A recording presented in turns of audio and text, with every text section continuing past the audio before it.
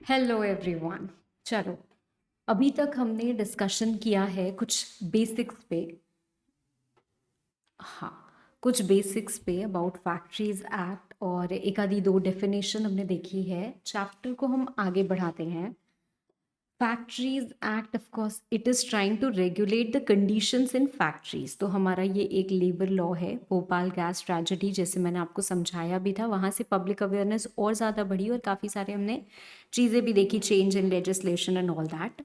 यहाँ पे एक रिस्पॉन्सिबिलिटी असाइन की जा रही है ऑक्यूपायर के ऊपर, जिसकी डेफिनेशन आज हम पढ़ेंगे। ठीक है, ओनर या ऑक्यूपायर के ऊपर कि आपको ये बेसिक एमिनिटीज़ होती हैं, बेसिक मेजर्स होते हैं जो लेने पड़ते हैं। जैसे अगर हम अपने बच्चे को स्कूल भेजते हैं तो school has a responsibility to provide basic amenities to children, कि आपका साफ सफाई होनी चाहिए, सब चीज़ें, बिकॉज वहाँ पे बच्चों की हेल्थ हैम्पर हो सकती है and they have to take responsibility कि अगर आप कुछ मशीन्स का यूज़ कर रहे हो या आप केमिस्ट्री लैब में कुछ एक्सपेरिमेंट्स कर रहे हो, सो ensure the safety of children, right. Likewise अगर वर्कर्स आ रहे हैं फैक्ट्रीज में तो it is the duty of the और द रिस्पॉन्सिबिलिटी ऑफ ऑक्यूपायर और ओनर टू एंश्योर हमारे वर्कर्स सेफ रहें, हमारे वर्कर्स की हेल्थ बनी रहे। ठीक है, तो ये एक लेजिस्लेशन की हमने शुरुआत की है and we will move forward with this, जो एक्चुअली एम्प्लॉयज़ को या वर्कर्स को सेफ गार्ड करता है from the industrial and occupational risk, है ना।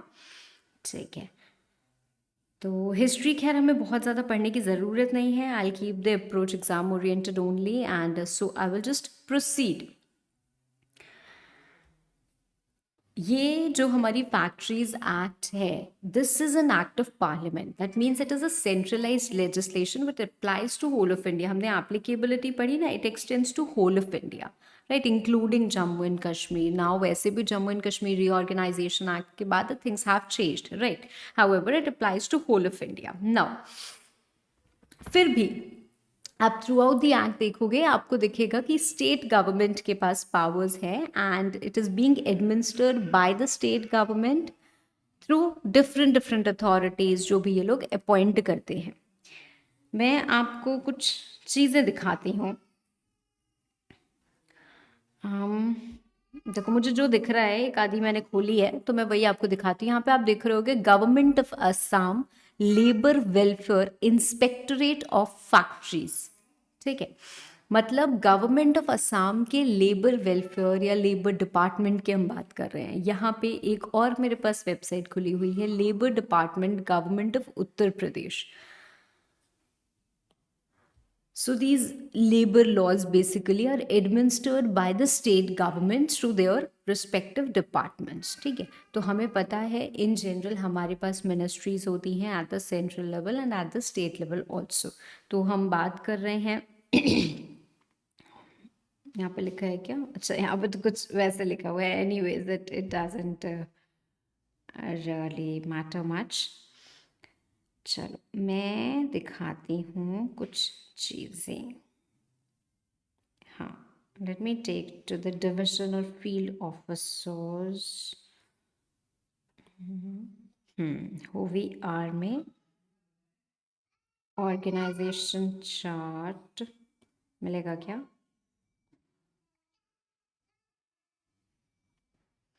ये देखो, ये आपको दिख रहा होगा, एक ऑर्गेनाइजेशन चार्ट मैंने खोला है। It differs from state to state, थोड़ी सी आपको चीज़ें चेंज मिलेंगी। सबसे ऊपर दिख रहा है एक chief inspector of factories, he is the head, right, Assam का। उसके बाद है हमारे पास कुछ additional chief inspector 1, 2 and 3, right. We also have inspector, we also have medical inspector, senior inspector है, फिर इंस्पेक्टर हैं, and we also have some authority called a certifying surgeon. ठीक है, तो सर्टिफाइंग सर्जन है हमारे पास एंड देयर आफ्टर उसके अंदर भी हमारे पास डिस्ट्रिक्ट वाइज भी इंस्पेक्टर्स हैं। तो हम कहना क्या चाह रहे हैं ma'am, what are you trying to tell us? I am trying to tell you one thing, that we have a lot of authorities, हमारे पास यहाँ पे बहुत सारी अथॉरिटीज़ आती हैं। जॉब चार्ट एंड रिस्पॉन्सिबिलिटीज़ में भी मैं जाती हूँ तो आपको दिखेगा चीफ इंस्पेक्टर ऑफ फैक्ट्रीज़ है, certifying surgeon, registrar, additional superintendent, medical inspector of factories. इनके अलग अलग रोल्स हैं। इनको किसने अपॉइंट किया गया है? स्टेट गवर्नमेंट ने अपॉइंट किया है। तो स्टेट गवर्नमेंट ने बहुत सारे लोगों को अपॉइंट किया है for the purpose of administering of this particular act. ठीक है, यहाँ पे जब हम वेबसाइट की तरफ देखते हैं तो हमें बहुत सारी चीज़ें दिख जाती हैं। ठीक है, हिस्ट्री क्या है, व्हाट वी डू, यहाँ पे ये लोग करते क्या है, इनके फंक्शंस या ऑब्जेक्टिव्स क्या हैं, ये एनफोर्स कराएंगे ये फैक्ट्रीज एक्ट को। जो स्टेट गवर्नमेंट ने कुछ रूल्स बनाए हुए हैं उन रूल्स की भी हम बात करते हैं, बिकॉज स्टेट गवर्नमेंट को पावर दी गई है जगह जगह पे कि आप रूल्स बना सकते हो। तो एक हमारे पास सेंट्रलाइज्ड फैक्ट्रीज एक्ट है which is applicable to whole of India. However state governments have been given the liberty कि आपके स्टेट में क्या चीज़ें कैसे चलती हैं, बिकॉज हर जगह की कंडीशंस ऑफ वर्क अलग होंगी, क्लाइमेट अलग होंगी, बहुत सारी चीज़ें अलग होंगी, है ना, लोग अलग होंगे। कहीं हो सकता है चाइल्ड को बहुत ज़्यादा प्रमोट नहीं करते हो, कहीं बहुत ज़्यादा स्ट्रिक्ट रेगुलेशंस की ज़रूरत है। तो उसके हिसाब से स्टेट गवर्नमेंट को फ्लेक्सिबिलिटी दी गई है, that state government has the power to make rules. And of course when we are talking about state government making rules, we are can not read it in our curriculum, क्योंकि हम किस state के, हम हर state के तो नहीं पढ़ेंगे ना लॉज, हम यहाँ सेंट्रल लॉज को पढ़ते हैं। तो फैक्ट्रीज एक्ट इन जनरल हमारा एक सेंट्रलाइज लेजिस्लेशन है जिसके बारे में हम पढ़ेंगे, but through out the act आप देखोगे जगह जगह पावर दी हुई है स्टेट गवर्नमेंट को। तो जो रूल्स हैं वो यहाँ पे आपको करने हैं। ठीक है, हम एग्जामिन करते हैं, हम चेक करते हैं किसने किसने वॉयलेट किए हैं रूल्स, उन सबको वो करना। Inspection one of the most important power. Okay, inspection, investigation, examination. ठीक है, promotion of safety and health awareness. तो ये बहुत सारी चीज़ें यहाँ पे लिखी हुई हैं कि भाई ये लोग ये काम करते हैं। ठीक है, तो यहाँ पे आपको कुछ और चीज़ें दिख रही होंगी। You might be seeing something called the site appraisal committee, जिसके बारे में आप पढ़ोगे। कुछ डेंजरस ऑपरेशंस, या कुछ आपको दिख रहा होगा रिकॉग्निशन ऑफ कॉम्पिटेंट पर्सन्स। ये कॉम्पिटेंट पर्सन्स जो पहली डेफिनेशन आज हम पढ़ने वाले हैं। ठीक है, तो उसके लिए यहाँ पे दिया हुआ है qualification, experience and other requirements for grant of certificate of competency. That means state government is prescribing कि क्या qualification experience चाहिए। ठीक है, for becoming the competent persons. Ma'am competent persons क्या होते हैं? कॉम्पिटेंट पर्सन वो बंदा होगा जिसके पास रिक्विजिट क्वालिफिकेशन और एक्सपीरियंस हो, है ना, और उसको रिकॉग्नाइज किया हो चीफ इंस्पेक्टर ने। Chief inspector is the highest hierarchy position जो हमारे लेबर डिपार्टमेंट में, स्टेट गवर्नमेंट में रहता है। ठीक है, okay. Competent person means person या इंस्टीट्यूशन जिसको रिकॉग्नाइज किया हो चीफ इंस्पेक्टर ने। किस लिए? For carrying out test, examination, inspection जो फैक्ट्री में होता है। We need to carry out a lot of test, जगह जगह इंस्पेक्शन। अभी धीरे धीरे धीरे धीरे करके आप पढ़ोगे तो आपको चीज़ें समझ में आएंगी। तो बहुत सारे टेस्ट, बहुत सारे इंस्पेक्शन वगैरह करने होते हैं। तो चीफ इंस्पेक्टर के पास पावर है, but chief inspector is not going to go there and do that, right. तो यहाँ पे क्या होता है, कॉम्पिटेंट पर्सन्स को रिकॉग्नाइज किया जाता है जिनको भेजा जाता है to carry out some test और to carry out certain examination. Who is going to recognize? Chief inspector. तो अगर हमारे पास रिक्विजिट क्वालिफिकेशन या एक्सपीरियंस है, we can apply, right, and if we are recognized by chief inspector we get the position of competent person. ठीक है, okay. So qualification and experience at his disposal, और the qualification मतलब chief inspector बता सकता है कि ये qualification experience चाहिए, या फिर qualification and experience of persons employed in such institution and facilities available therein with regard to the conduct of such test, examination and inspection, and more than one person और institution can be recognized as a competent person in relation to a factory. तो एक से ज़्यादा भी हो सकते हैं। और जो देखो, जैसे यहाँ पे मैं एक बार ना खोलती हूँ, आपको दिखाती हूँ। If this can be opened, let me see. देखो ये तो खुल गया, यहाँ से देखते हैं। अब यहाँ पे क्या बोला गया है, rules made under section 6 and section 1112 certificate of stability of buildings, इसको ऑब्टेन करना है। मतलब फैक्ट्री क्या होती है भाई, एक बिल्डिंग है जहाँ पे मैन्युफैक्चरिंग प्रोसेस चल रहा है, उस बिल्डिंग में सपोजिडली आके 500 वर्कर्स काम कर रहे हैं। तो जो 500 वर्कर्स आ रहे हैं उनकी सेफ्टी की रिस्पॉन्सिबिलिटी यहाँ पे हम असाइन करने की कोशिश कर रहे हैं। अभी ये सब जो भी मैं बोल रहा हूँ ना, इसमें आपको कुछ भी याद नहीं करना है, ठीक है, तो बस सुनते जाओ। तो इतने सारे लोग हैं, मान लो ये बिल्डिंग अगर कोलैप्स कर जाए तो, है ना, तो क्या उसको देखना पड़ेगा, 20 साल पुरानी है, 25 साल पुरानी है, तो भाई बिल्डिंग को भी तो देखना पड़ेगा ना। अब ये बिल्डिंग कोलैप्स कितने टाइम में करेगी, या कितनी स्ट्रांग है, या क्या चांसेस हैं, कितना झेल सकती है, ये कौन बता सकता है भाई, सिविल इंजीनियर यूजुअली, है ना। तो अगर आप एक सिविल इंजीनियर हो, ये बेसिक क्वालिफिकेशन रिक्वायरमेंट है कि आप सिविल इंजीनियर होने चाहिए। उसके बाद यहाँ पे एक्सपीरियंस दे दिया गया कि 10 साल का इसमें टेस्टिंग में एक्सपीरियंस हो, आपको नॉलेज हो नॉन डिस्ट्रक्टिव टेस्टिंग की। मतलब तोड़ ताड़ के थोड़ी ना, तोड़ के हम बताएंगे, पहले हम तोड़ के चेक करेंगे कि कितने उसमें टूट रहा है, तो नॉन डिस्ट्रक्टिव टेस्टिंग, ठीक है, या आप रिलायबल कंक्लूजन, आप कितने एबल हो, तो ये एक्सपीरियंस हो गया आपका, ठीक है। तो अगर ये पोजेस करते हो तो इस पर्पस के लिए हम उसको कॉम्पिटेंट पर्सन मानते हैं। तो for different different purposes we may have different different competent persons, ठीक है। तो कॉम्पिटेंट पर्सन की definition although is not so important but still. दूसरा आता है हमारा हजार्डियस प्रोसेस। हजार्डियस प्रोसेस के बारे में भी हम पढ़ेंगे। कोई भी प्रोसेस या एक्टिविटी जो कि फर्स्ट शेड्यूल में लिखी हुई हो, ठीक है, unless special care is taken. मतलब हजार्डस प्रोसेस हम उस प्रोसेस या एक्टिविटी को कहेंगे जहाँ के रॉ मटेरियल, जहाँ के इमीडिएट इंटरमीडिएट गुड्स, या जहाँ के फिनिश्ड गुड्स, या जहाँ के बाय प्रोडक्ट वेस्ट एफ्लुएंस हमारी हेल्थ को डैमेज कर सकते हो, या फिर एनवायरनमेंट में पोल्यूशन लेके आ सकते हो, ठीक है। कोई भी डेंजरस गैस हो सकती है जो अगर रिलीज हो रही है तो it is causing health impairment to the workers, तो वो क्या हो गया, वो हजार्डियस सब्सटेंस हो गया। और जिस प्रोसेस से वो जनरेट हो रही है वो हजार्डियस प्रोसेस हो गया, ठीक है। समझ में आई मेरी बात। तो दो चीज़ें हैं। पहली बात, हजार्डियस प्रोसेस वो प्रोसेस या एक्टिविटी होगी जो हमारी फर्स्ट शेड्यूल में स्पेसिफाइड है, ठीक है, जहाँ पे अनलेस आप स्पेशल केयर लो, अगर बहुत स्पेशल केयर लेते हैं तो भाई उनकी हेल्थ को डैमेज नहीं हो रहा है, बट अनलेस आप स्पेशल केयर लो, उसके raw material, intermediate, finished goods, by product, waste, effluents, कुछ भी, वो क्या करेंगे, they would cause impairment to health, या फिर they would result in pollution. तो उसको हम हजार्डियस प्रोसेस बोल देते हैं, ठीक है।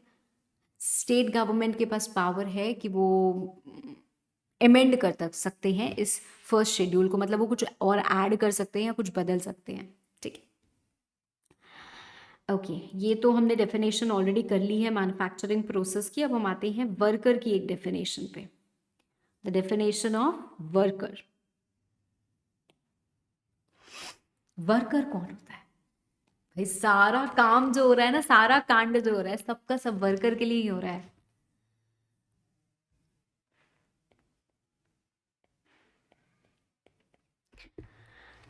देखो क्या लिखा हुआ है, there should be an employed person. Employed person मतलब हमने उसको एम्प्लॉय किया है, हमने उसको एम्प्लॉयमेंट दिया है।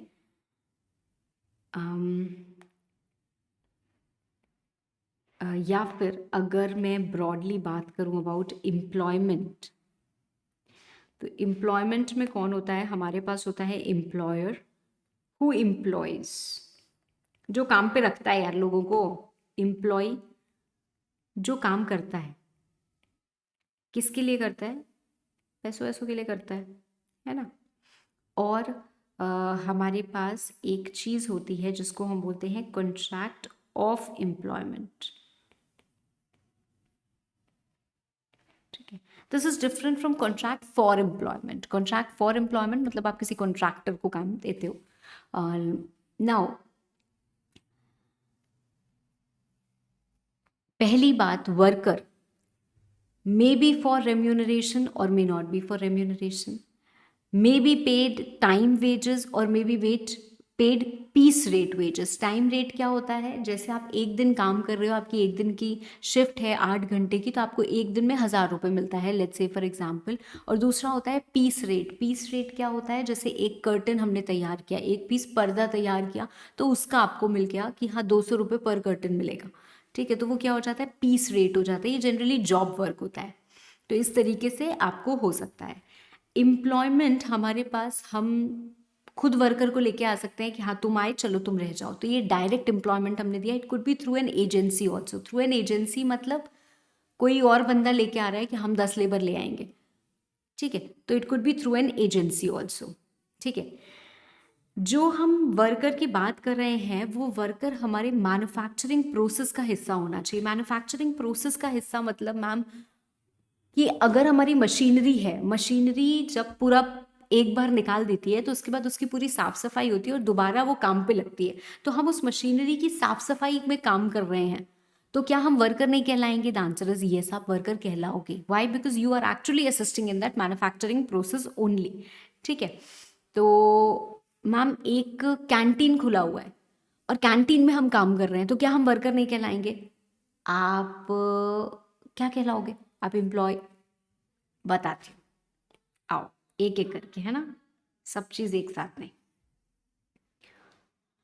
देखो, पर्सन एम्प्लॉयड, किसी बंदे को एम्प्लॉय किया गया है, कैसे?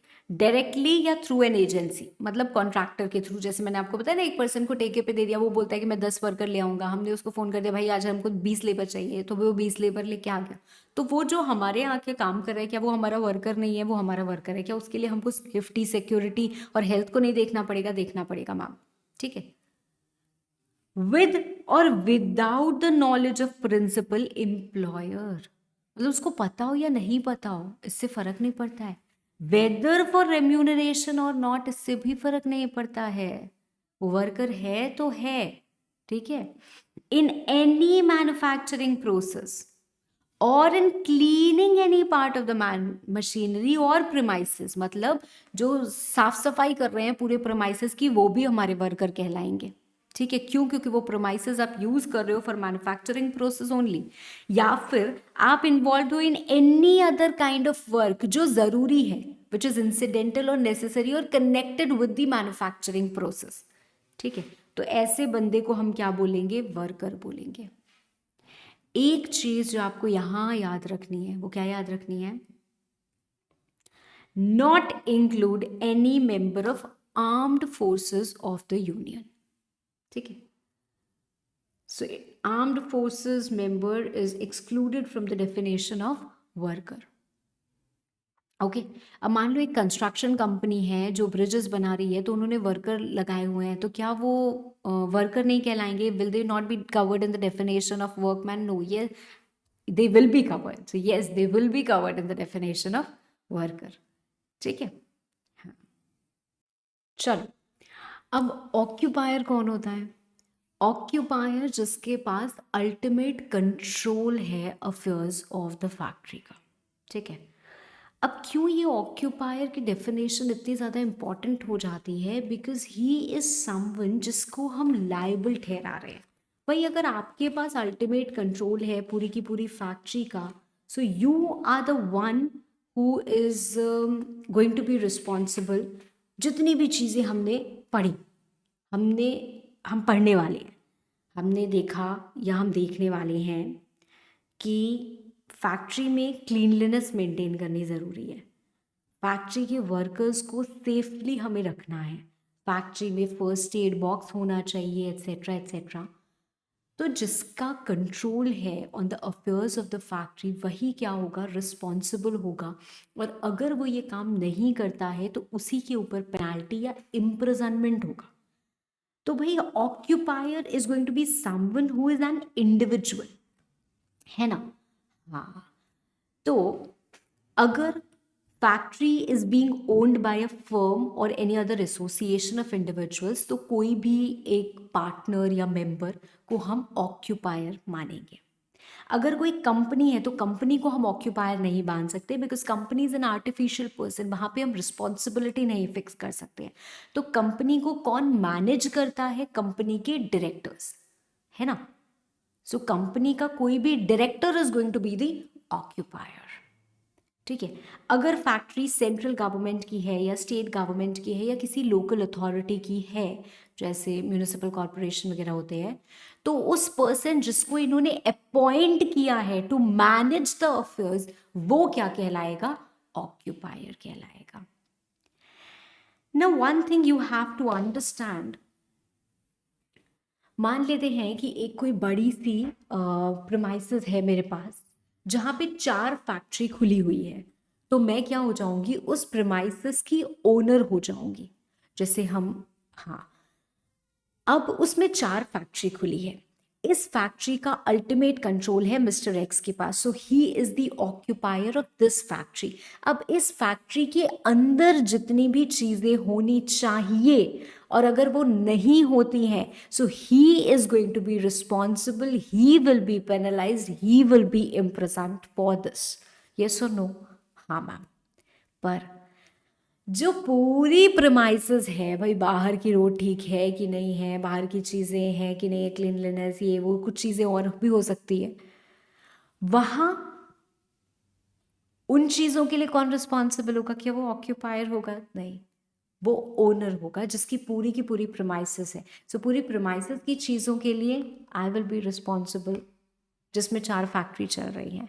तो ऐसे ही जब कभी भी शिप रिपेयर होती है, अब एक डॉक है, you understand that dock, right?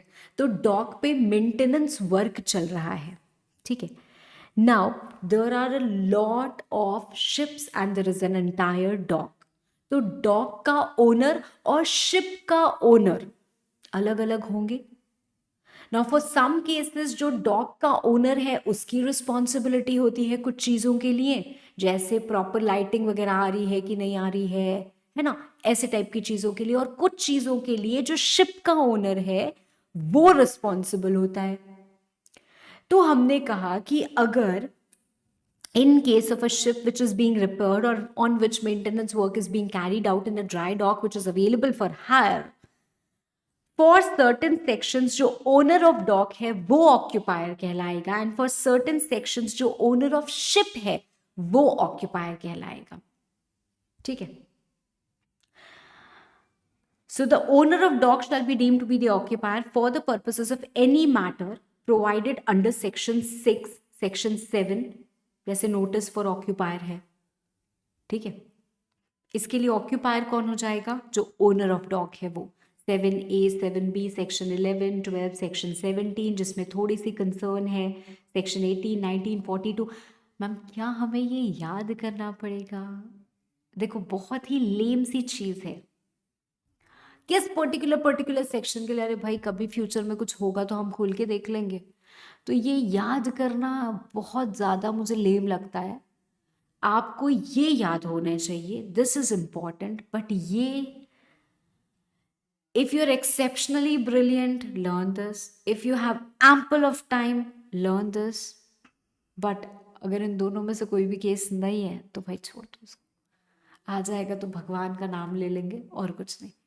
आज तक कभी आया नहीं है, आने के चांसेस भी एकदम नेग्लिजिबल है, क्योंकि ये क्या पूछेंगे यार इस सेक्शन के लिए। आप लिख सकते हो फॉर सर्टेन सेक्शंस जो ओनर ऑफ डॉक है shall be deemed to be the occupier, है ना, और कुछ के लिए ऐसा है बस। ठीक है, एग्जाम्पल याद कर सकते हो, 2-4 सेक्शन याद कर सकते हो कि ऐसे ऐसे सेक्शन के लिए। जब ये आप प्रोबेबली सेक्शन सारे पढ़ लोगे ना तब आपको और बेटर क्लैरिटी मिल जाएगी। ठीक है, कि हाँ इन सेक्शंस के लिए अच्छा इसीलिए ओनर ऑफ द डॉग था, इसीलिए ओनर ऑफ द शिप था, तो आपको और थोड़ा सा अच्छे से समझ में आ जाएगा। Otherwise it's completely okay. ठीक है, चलो now owner of the ship और हिज एजेंट और मास्टर और officer in charge of the ship जो भी है हमारे पास, जो कैरी आउट कर रहा है, he shall be deemed to be the occupier for the purposes of section 13, 14, 15, 16 और 43, 44, 45, ये chapter 7, chapter 8, chapter 9 in relation to these things.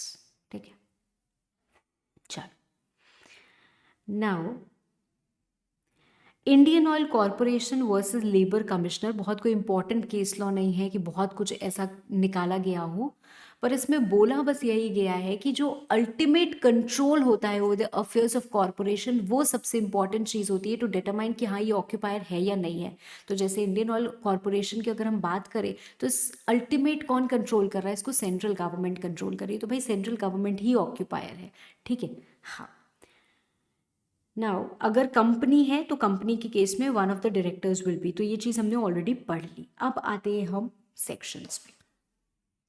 सबसे पहला section, section number 7, notice bye occupier. मैं एक फैक्ट्री चलाने वाली हूँ, ठीक है। ये प्रीमाइसेस किसी और की हो सकती है, हो सकता है मैंने लीज पे ली हूँ, now I am going to run the factory, ठीक है, और I am going to use any premises as a factory. मुझे फैक्ट्री खोलने से पहले, सेटअप करने से पहले क्या करनी पड़ेगी, एक नोटिस देनी पड़ेगी चीफ इंस्पेक्टर को। देखो जो हमारा स्टेट गवर्नमेंट है ना, स्टेट गवर्नमेंट इस फैक्ट्रीज एक्ट के एनफोर्समेंट को या एग्जीक्यूशन को या एडमिनिस्ट्रेशन को करती है थ्रू, मैं ऐसे लिखती हूँ, हाँ,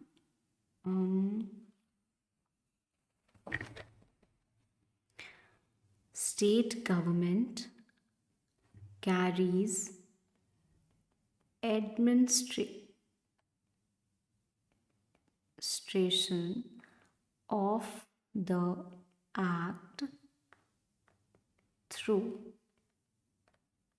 हमारे पास इंस्पेक्टिंग स्टाफ होते हैं, ठीक है, हमारे पास सर्टिफाइंग सर्जन्स होते हैं, ठीक है, वेलफेयर ऑफिसर्स भी होते हैं जिनको ऑक्यूपायर को ही अपॉइंट करना होता है, we will read about them later. Welfare officers होते हैं, हमारे पास सेफ्टी ऑफिसर्स होते हैं, तो बहुत सारे लोग हैं जिनको बोला जाता है कि भाई आप अपॉइंट करिए, कभी हम अपॉइंट करते हैं, तो ऐसी ऐसी चीज़ें होती हैं।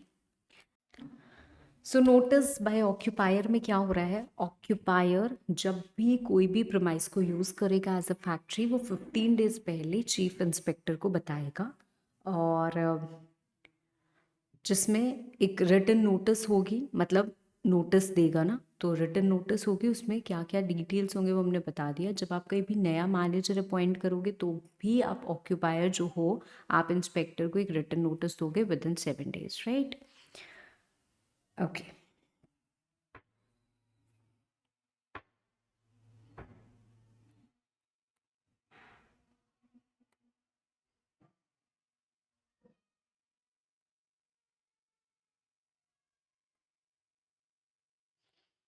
see, 15 days before occupying a factory, occupier has to send a written notice which is going to contain name, address of factory and occupier plus the manufacturing process to chief inspector. Also notice of appointing new manager within 7 days to chief inspector, ठीक है।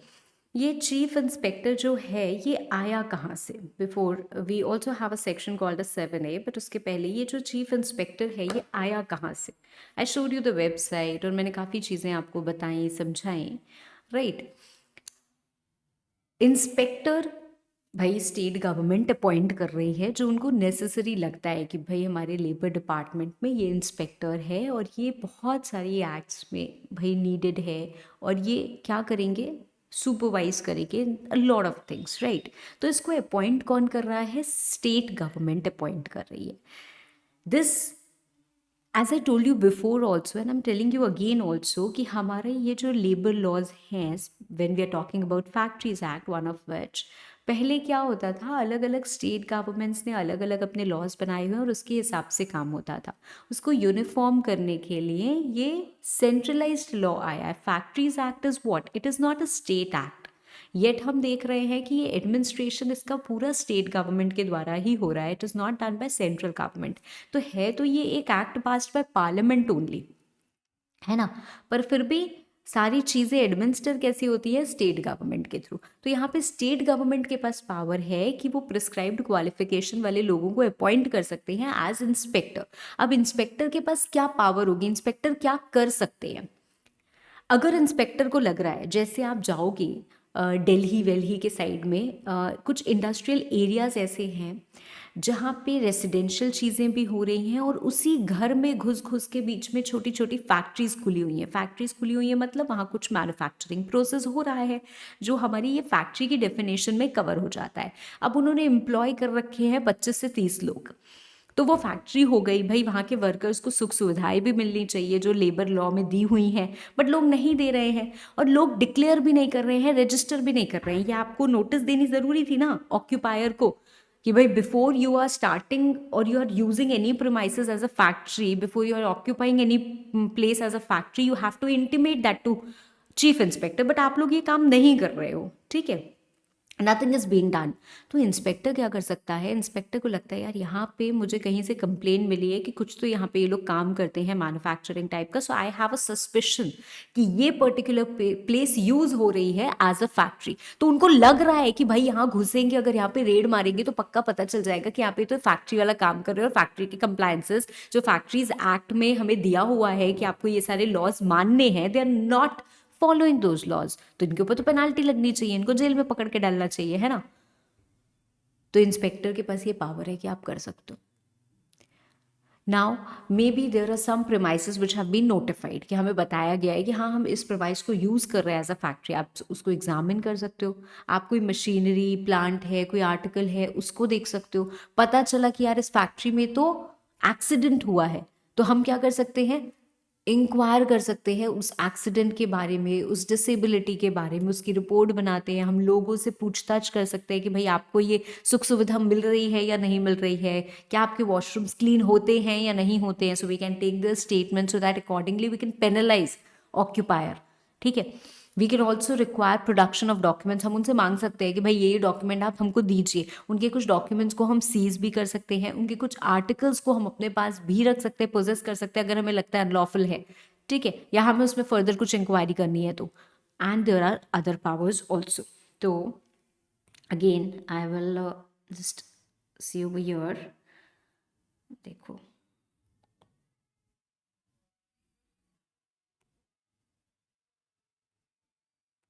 ठीक है, ये तो भाई as it is हमको जो section 9 है और हमारे पास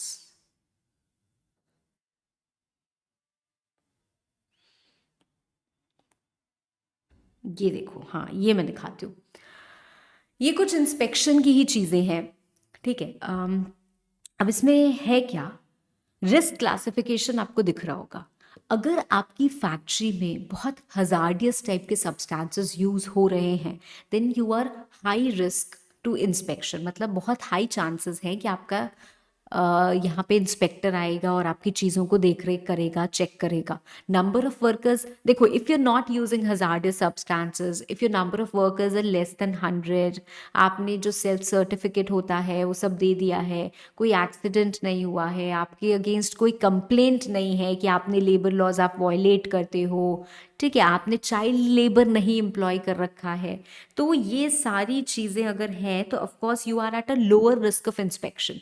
अदरवाइज यहाँ पे क्या हो जाता है, हाइयर रिस्क ऑफ इंस्पेक्शन होता है। This is nothing that you have to read बच्चों, I am just telling you this outline, क्योंकि ये प्रैक्टिकल चीज़ है यार, ये प्रैक्टिकल सिनेरियो है। मैं आपको एक स्टेट का लेबर डिपार्टमेंट मतलब वो दिखा रही हूँ, आपको वेबसाइट दिखा रही हूँ, ऐसे हर स्टेट की आपको मिल जाएगी, आप किसी भी स्टेट का डालोगे तो, ठीक है। तो ये जो लेबर डिपार्टमेंट काम कर रहा है, ये है ग्राउंड रियलिटी, ये है इंस्पेक्शन प्रोसीजर, ये है इस तरीके से काम होता है। तो कल को आप जब प्रोफेशनल सर्विसेज किसी को दोगे या रेंडर करोगे, वो आपसे आएगा पूछने कि भाई मैं तो ऐसे मैन्युफैक्चरिंग कर रहा हूँ, तो क्या मेरे को ये कंप्लायंस करना है, आप बोलोगे हाँ आपको ये चीज़ें करनी है और इतने के अंदर अंदर रहो, there will be lower risk of inspection, ये सारी चीज़ें इन ऑर्डर रहेंगी, ऐसे ऐसे कर लीजिए, so you will have this ground reality idea कि हाँ भाई हमको ऐसे बताना है, ठीक है। लॉ पढ़ते भी इसीलिए ना, because we are first point of contact. कोई भी अगर क्लाइंट है ना, तो वो हम प्रोफेशनल्स के पास ही आएगा, वो सीएमए के पास जाएगा, वो सीए के पास जाएगा, वो सीएस के पास जाएगा, ठीक है, उन्हीं से पूछेंगे। क्यों हम किसी और के पास जाएंगे, हमारे जो भी पॉइंट ऑफ कॉन्टैक्ट होते हैं हम उन्हीं के पास जाते हैं और उन्हीं से पूछते हैं।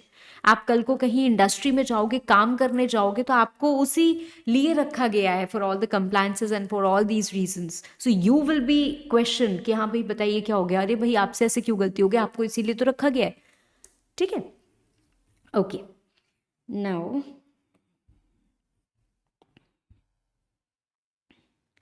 तो सेक्शन 8 में सिर्फ स्टेट गवर्नमेंट को पावर दी हुई है कि वो जो भी पर्सन प्रिस्क्राइब्ड क्वालिफिकेशन पोजेस करे उनको इंस्पेक्टर की तरह असाइन कर सकते हैं, इंस्पेक्टर की तरह अपॉइंट कर सकते हैं। इनके पास पावर क्या क्या होगी? इनके पास इतनी सारी पावर्स होंगी। Power to enter into any place जो उनको लगता है कि फैक्ट्री हो सकती है। Power to examine plant, premises, machinery, है ना। प्रेमाइसेस में वो घूम घूम के देख सकते हैं कि भाई देखो, अभी आप जैसे जैसे पूरा का पूरा चैप्टर पढ़ोगे ना, वैसे वैसे you will come and realise that there are a lot of requirements, health के पर्सपेक्टिव से, सेफ्टी के पर्सपेक्टिव से, वेलफेयर के पर्सपेक्टिव से बहुत सारे रिक्वायरमेंट्स इस पूरी एक्ट में दिए हुए हैं कि भाई ये फॉलो करना ही करना पड़ेगा। अगर आप फैक्ट्री खोल रहे हो तो ये इन जनरल आपकी ड्यूटी है, हर ऑक्यूपायर की ये ड्यूटी है कि आप health, safety and welfare of all workers को इंश्योर करो जितना आप कर सकते हो। अब मशीनरी है, आप मशीनरी की कंटिन्यूसली सर्विसिंग कराते हो, आप उसको चेक कराते हो जब 2 महीने 4 महीने में ज़रूरत पड़ती है। उसके बाद भी कोई वर्कर है, कोई वर्कर की लापरवाही की वजह से उसको चोट लग जाए, then the occupier is not responsible. But occupier is responsible अगर आप उस मशीनरी को ऐसे ही छोड़ दे रहे हो। आपकी 20 साल पुरानी मशीनरी, आपने कभी उसकी सर्विसिंग नहीं कराई, कभी ऑयलिंग ग्रीसिंग कुछ नहीं हुई, तो machinery is bound to break down and that is more prone to cause accidents which can hurt the health of workers. तो यहाँ पे आप रिस्पॉन्सिबल हो जाओगे। तो इन जनरल सेक्शन 7A में दी हुई है आपकी ड्यूटी, हेल्थ, सेफ्टी, वेलफेयर, इन 3 चीज़ों को आपको इंश्योर करना है। तो हर ऑक्यूपायर की क्या है? ड्यूटी है भाई, हेल्थ, सेफ्टी, वेलफेयर, इसको इंश्योर करो, ठीक है। उसके बाद स्टेट गवर्नमेंट के पास पावर है कि वो इंस्पेक्टर को अपॉइंट कर सकते हो। और इंस्पेक्टर के पास क्या पावर है? इंस्पेक्टर के पास पावर है, आप एग्जामिन कर सकते हो, आप एंटर कर सकते हो। कोई भी अगर एक्सीडेंट होता है, जैसे मैंने आपको बताया भोपाल गैस ट्रेजेडी हुई, तो क्या लोग चुप बैठे होंगे? नहीं। जो हमारा वहाँ का लेबर डिपार्टमेंट है, वहाँ से इंस्पेक्टर गए होंगे, वहाँ पे पूरी की पूरी एग्जामिनेशन हुआ होगा, पूरी की पूरी इंक्वायरी हुई होगी, देखा गया होगा कितने लोगों को इंजरी हुई, किस वजह से हुई, कितने लोग डिसेबल हो गए, कितनी डेथ कॉज हुई, राइट। एंड सारी इंक्वायरी की रिपोर्ट बनती है। The report is being submitted to the government. Government क्या करती है? उसके अगेंस्ट एक्शंस भी लेती हैं। So inspector has the power to inquire into accidents, ठीक है। इंस्पेक्टर हैज़ द पावर कि आप फैक्ट्री में जाते हो तो आप बोल सकते हो ये डॉक्यूमेंट दिखाओ। आप रजिस्टर मेंटेन करते हो ना, अभी आप आगे जाओगे तो आप देखोगे सारे वर्कर्स का रजिस्टर मेंटेन करना होता है, एडल्ट वर्कर्स का भी, चाइल्ड वर्कर्स का भी। Now when I say child, I hope you know and realise, देखो मैं बहुत बार बोलूंगी और मैं हर बार ये समझा नहीं पाऊंगी, तो आपको ये चीज़ जहन में अपने बैठा लेनी है कि हम बोलते हैं एक एडल्ट और एक हम बोलते हैं यंग पर्सन। यंग पर्सन में एडोलेसेंट भी आता है, सॉरी, और चाइल्ड भी आता है, ठीक है। एडोलेसेंट चाइल्ड क्या हो गया? अप टू 15 ईयर्स, मतलब who has not completed his 15th year of age, उसको हम बोलते हैं चाइल्ड, ठीक है। उस 14th ईयर तक नहीं बोलते हैं। अप टू 14 ईयर्स तो चाइल्ड प्रोहिबिटेड है, काम ही नहीं कर सकता है फैक्ट्री में। Child labour is not permitted. Child labour हम बोलते हैं कि जब तक किसी ने 14th ईयर अपना कंप्लीट नहीं किया तब तक तो वो फैक्ट्री में एम्प्लॉय ही नहीं हो सकता है। पर अगर आपने अपना 14th ईयर कंप्लीट कर लिया है बट आपने 15th ईयर तक अभी तक कंप्लीट नहीं किया है, then you can work in a factory as a child after obtaining a certificate from certified surgeon, जिसके बारे में हम बाद में पढ़ेंगे। एक सर्टिफिकेट ऑफ फिटनेस होता है जिसको हमें ऑब्टेन करना होता है, ठीक है। And even if you are an adolescent, मतलब आप यंग कैटेगरी में ही हो, तो भी आप सर्टिफिकेट ऑफ फिटनेस ऑब्टेन करते हो। And that certificate of fitness you obtain to work not as a child but as an adult, ठीक है। तो ये जो 15 से 18 वाली कैटेगरी होती है, ठीक है। तो ये चीज़ ध्यान में रखो, ये आपके कोर्स में नहीं है इसलिए ऐसे कहीं लिखा हुआ आपको नहीं मिलेगा, मैं पर बता रही हूँ बिकॉज आप जगह जगह पढ़ोगे तो यार आपको ज़रूरत तो लगेगी ही लगेगी ना, ठीक है। नाउ तो जो रजिस्टर्स मेंटेन करने हैं या रिकॉर्ड्स मेंटेन करने हैं या और डॉक्यूमेंट्स हैं, ये सब भाई फैक्ट्री के ऑक्यूपायर मेंटेन करेगा। तो जब इंस्पेक्टर आएगा उससे बोल सकता है ला निकाल, पेपर निकाल, अरे अरे नहीं मेंटेन किया, पेनाल्टी ठोको इसके ऊपर, ठीक है। वो अपने पोसेशन में कोई आर्टिकल भी ले सकते हैं या कोई सब्सटेंस ले सकते हैं। मान लो एक मशीनरी, और मशीनरी कोई बड़े गंदे तरीके का ना वेस्ट निकाल रही है।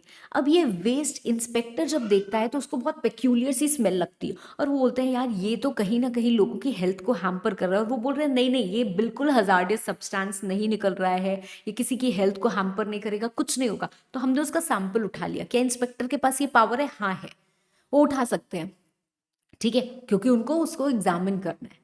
ठीक है, तो उसको रखे रहेंगे जब तक वो एग्जामिन नहीं करेंगे। या वो कोई मशीनरी उठा सकते हैं, उनको लग रहा है कि ये मशीनरी में चांसेस हैं एक्सीडेंट होने के, छोटा सा कुछ पार्ट है, तो वो उठा सकते हैं।